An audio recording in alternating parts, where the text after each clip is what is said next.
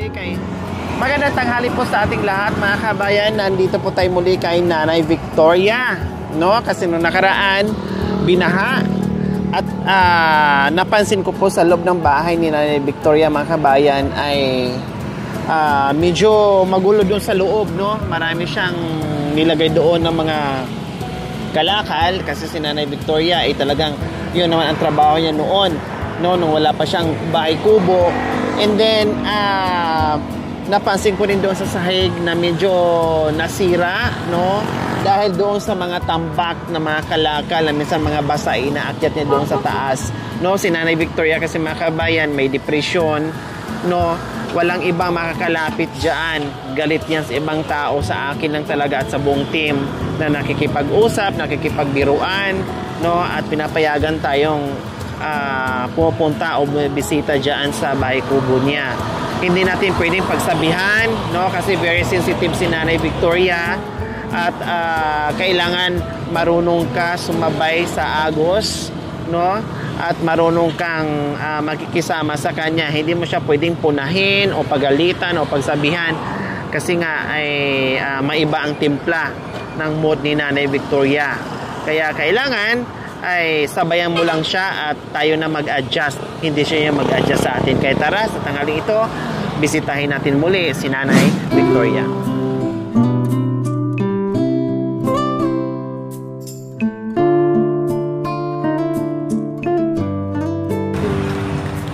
Nanay V, tao po. Hello, good afternoon. Wow, ang ganda ng tulog-tulog nyo po dyan, ha? Parang nagpa-relax po talaga kayo dyan, Nanay V. Wow, ang ganda ng aura nyo ngayon, ha? Para kayong Amerikana dyan sa suot nyo. Ha? Ang ganda-ganda ng... Huwag nyo nang hubarin. Ha, okay lang. Okay lang. Saan po ba kayo galing? Bakit naka-Amerikana kayo?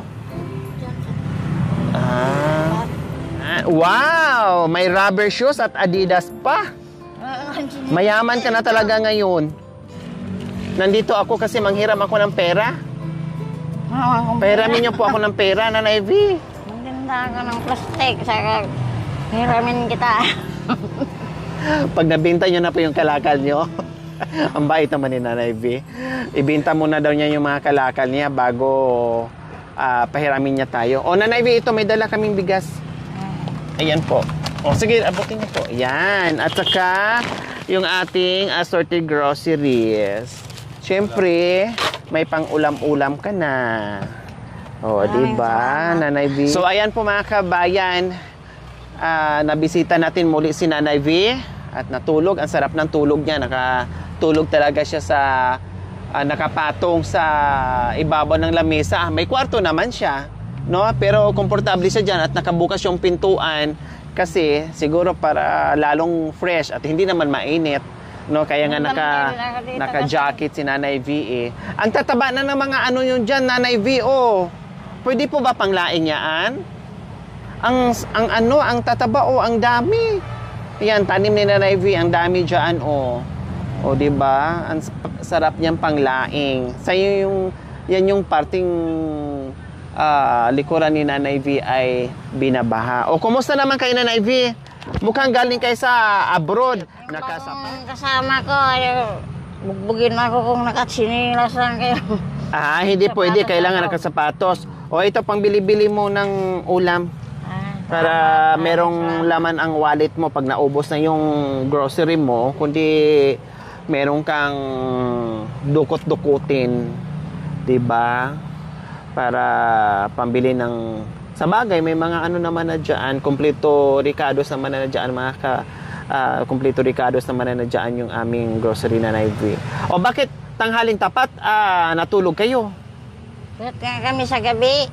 Puyat kayo sa gabi. Bakit ano nangyayari? Doon nga kami. Nagbabantay kayo sa building?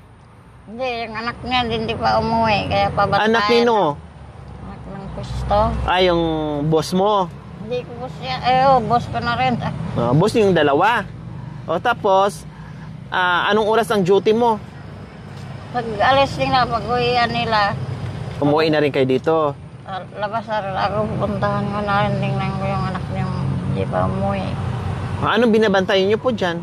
Yung anak niya, hindi umuwi. Pag hindi umuwi, saan galing po ba yun? Diyan, nagtinda. Nagtinda, so binabantayan nyo. Kagabi, anong oras na kayo nakauwi? Kasi napuyat po kayo. Maga na. Maaga na. Kaya tanghaling tapat ay natulog kayo. Kayo ba ay kumain na? Oo, yata yung Anong ulam niyo po kanina? buong. Bagoong at gulay. May halong gulay? Buong lang. Bagoong lang. Wow, masarap yun. Sana kung may kasamang gulay. Sausaw bagoong o kaya pritong isda. Sausaw bagoong pero kunti-kunti lang. Kasi pag nasubrahan, hindi rin maganda. Diba, Nanay V? Di ba maganda ba? Mahaba na yung hair mo. Sobrang busy ko kasi, Nanay V. Kaya inibit ka. Opo, mahaba na yung hair mo. Maanuhan ka sana, magupitan ka sana. Nasuklay ko yan. Kasi bagay sa inyo yung maiksi yung ganyan lang Tapos kulayan din kita. Pag may ako, Nagkulay magkaroon na ako ako noon. Ako lang nagkulay. Oo nga, pero ang daming puti. Pero kulayan ko uli yan. Magdala. Anong gusto mong kulay? Tim din. Ha? Tim din, ha? Itim lang gusto mo? Ayaw mo ng ganito? Ay, Ganito na lang. pangit naman din. Itim na lang. Ay, ibig sabihin pangit ako? Hindi. Hindi naman daw magbagay. Depende sa ano. Anong kulay? Itim, blue, green, yellow. Itim na lang. Red kaya? Pula. Pangit din. Pangit din. Hindi man daw magbagay, sabi nila. Hindi bagay. So, itim lang talaga ang gusto nyo. Okay, sige, yung itim na lang. Pagbalik ko dito, pagupitan Baka ng kita. saging, marami ng Ay, bunga. talaga hindi mo nakalimutan yung saging. Kailang, ano ba, magulang? O sige, titinan ko mamaya. Pagbalik ko dito, magdala ako ng gunting, gupitan kita, tapos kulayan kita ha. Para lalong gaganda si Nanay V. Buti nga, naalis na yung mga eye bag mo. So, ibig sabihin, nakakatulog ka na. Kasi minsan, nangitim yung eye bag mo di ba? Ngayon, wala kang eye bag. Ibig sabihin, nakatulog-tulog ka ng maayos. Diba? Saka tumaba ka na naman, Nanay V. At pumuti ka ngayon, ha? Siguro hindi ka na naglalayas lagi. Sa gabi lang nakakalabas. Kasi yung jote mo, panggabi ka. Kaya medyo pumuti ka ngayon at gumanda. Siguro may manliligaw na sa'yo. Hindi naman din, wala din. Kasi ang ganda-ganda mo na ngayon. Hindi na. Gabi lang ako pag nakakalabas. Ha? Gabi lang. Gabi lang kaya hindi ka na nangingitim. Ang dami pang alatiris na Nanay V dito. Huwag mo tong tanggalin, Nanay V, para madilim. No? Para pag dito sa harapan mo, ay hindi mainit, lalong malamig yung kubo mo kasi nandito yung mga alatiris. Hayaan mo lang siyang ganyan. Kaya lang, syempre, pag sobra ng maraming sanga-sanga, bawasan mo na lang. Tulad nito, bawasan mo na lang. Baka mamaya masira yung kubo. Tanggalan mo na lang, no, Nanay V. Pero kung patayin kasi sayang. Hindi naman tayo makadaan dyan sa may saging. Hindi pa magulang? Hindi pa. Alanganin pa. Na? Yan, panawala dyan. Yung una. Yan. Oo, yung isa. Nog na. Ay, nog na daw yan, sabi. Oo, yung isa. Kailan baka pagalitan tayo? Sa akin nga yan. Sa'yo yan? Oo. O paano? Wala naman tayong pang Silyo. O sige nga, subukan mo nga. Ha? Sige, kunin mo. Sige, ako rin. So ayan po mga kabayan, bibigyan tayo. Tanim ni Nanay Victoria yan dyan. Dati wala yan. No, ngayon tanim ni Nanay Victoria. Ang daming bunga. Kailang yung iba, alanganin pa. So may isang buwig na pwede na. So pahinugin natin mga kabayan. Bigay di ba? Ha? Ay! Ano ba yan? Ganyan. Yung pangkuhan. Ang liit. Merong Nanay V. Ha? May ako doon. Itak? May itak, oo. Tika, siglit. Mahirapan ka niyan. Hindi talaga Bantayan ko yun. kalimutan ni Nanay Papa. V. No, sabi niya, pagulangin niya, itira niya sa atin, ibigay niya sa atin. Kaya ngayon, naalala na naman niya. So, ayan, binigyan natin ng karit. May dala-dala kasi tayong karit para pag nasa bundok tayo, no, ay meron tayong magagamit. Dandahan lang kayo, Nanay V, ha? Ayan. Tatapasin na ni Nanay V. Ano ba yan? Latundan? Latundan ata yan. Hindi man makaputal.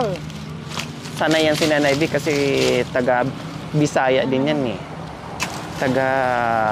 Pero ito, puro. Saan ba to si Nanay V? Wow! Ang galing ni Nanay V. Isang itak lang. Magulang na Maliit nga. lang. Po?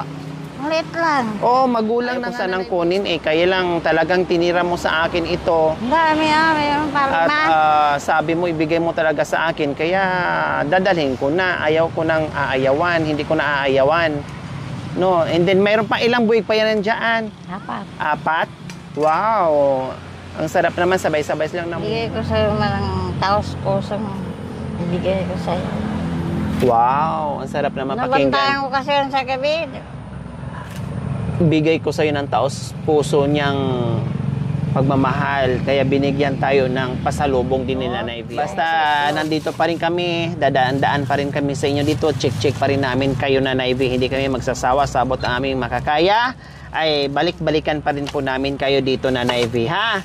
Basta kumain kayo, tama yung ginagawa nyo, magpahinga kayo, matulog kayo, magpaganda kayo, no, para hindi magkasakit, kumain sa tamang oras para hindi magkakasakit, Nanay V. Ano? Ha? Okay, sige. So, ayan po mga kabay. Maraming salamat po muli. No? Nabisita natin si Nanay Victoria at may pauwi pa tayong saging. Okay, bye-bye po, Nanay V. O ano mensahe mo kay Jacoy? Maraming salamat, Sir nga Jacoy. Kaya po, Nanay. Kay Makoy? Maraming salamat. Sir nga Makoy. Ay, Jacoy, Makoy. Maraming salamat. Maraming salamat din sa'yo, Madam nga Lori. Ayan, salamat. Bye-bye, Nanay V. Kung gusto rin sa bunganay, di kumuha kayo. Wag na. Sa'yo na eh, kasi nabigyan mo na ako eh. Pahinugin mo, tapos pwede kasing pang ulam-ulam yan, pwede pang merienda. Eh, meron naman ang binigay sa'yo. No? Nung nakaraan pa yung sinasabi mo, kaya bitbitin ko na. Okay, bye-bye, Nanay V. Oh, sa'yo na lang to, oh. Yung karit para meron kang magagamit dyan. Ay, Ha? oo. Para, kasi kutsilyo yung ginamit mo Kunin ito kanina ng eh. anak ko, kung Ay, ibigay mo. kutsilyo. Ha? Kunin ito ng Huwag mong ibigay sa anak mo. Pag kunin, sabihin mo na gagamitin mo kamo, ah. Maraming salamat. Pag mayroon kang tinatabas, magamit mo, ha? Yan, mawag bigay kasi. Katulad nito, oh. Tanggalan mo, gamitin mo yung karet. Ha? Para hindi masira yung kubo mo. Okay, sige, dito na kami. Yan, bye-bye. O, bye-bye na. Bye-bye.